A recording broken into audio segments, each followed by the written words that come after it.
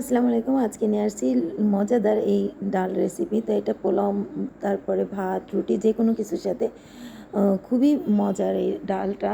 আপনি দৈনন্দিন জীবনে ডাল অবশ্যই লাগে, তো এটা অবশ্যই বানিয়ে একদিন ট্রাই করবেন। তো প্রথমে নিয়েছি মুগের ডাল, আমি একটু ভেজে নিয়েছি মুগের ডালটা। তারপরে পানি দিয়ে অবশ্যই ভিজিয়ে রাখবেন 10 মিনিট কিংবা 15 মিনিট এইভাবে পানি দিয়ে ভিজিয়ে রাখবেন। তারপরে ডালটাকে ভালোভাবে ধুয়ে নিয়েছি। তো এখানে নিয়েছি তেজপাতা, গরম মশলা, তারপর তারপরে দিয়েছি পাঁচফোড়ন। আপনি পাঁচফোড়ন না থাকলে জিরা দিতে পারেন।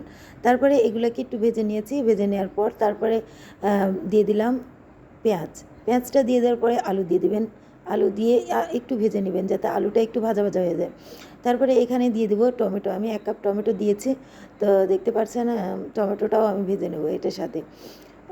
সব কিছুর যে ফ্লেভার ওটা তেলের সাথে চলে যাবে। তারপরে দিয়েছি আদা রসুন। তারা এই আদা রসুনটাও আমি এখানে ভেজে নেব। আমি এটা ব্যাচেলাররাও রেডি করতে পারবেন। এখানে কোনো বাটা মশলার কোনো কিছু নাই। তারপরে দিয়েছি বেসিক মশলা, লাল মরিচ, ধনে গুঁড়া আর হলো হলুদ গুঁড়া। তারপরে দিয়ে দিচ্ছি লবণ। তারপরে দিয়ে দিলাম এই মুগের ডাল আমি ধুয়ে একদম ঝরিয়ে রেখেছি। তারপরে এই যে তারপরে এটাকে মুগের ডালটাকে আর সব মশলাকে একদম ভালোভাবে ভেজে নেবেন।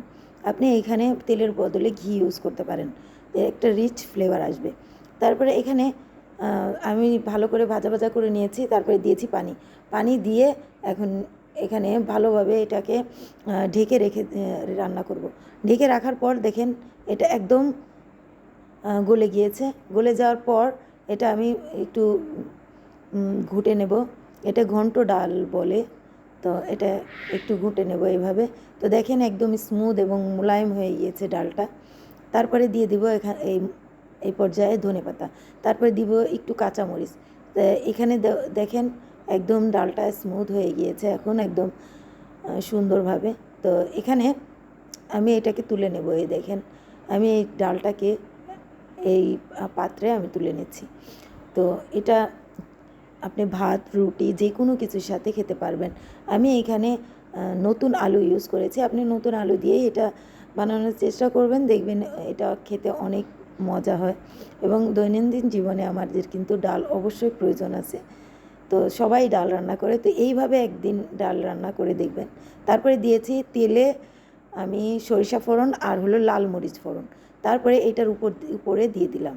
তো দেখতে দেখেন আরও আকর্ষণীয় লাগছে। তো কেমন লাগলো আমার এই ডাল ঘন্ট রেসিপি? অবশ্যই ট্রাই করবেন। লাইক দিবেন, শেয়ার দিবেন এবং পাশে থাকবেন, কমেন্ট করবেন আমার যে রেসিপিগুলো আপনাদের কেমন লাগলো। আল্লাহ হাফিজ।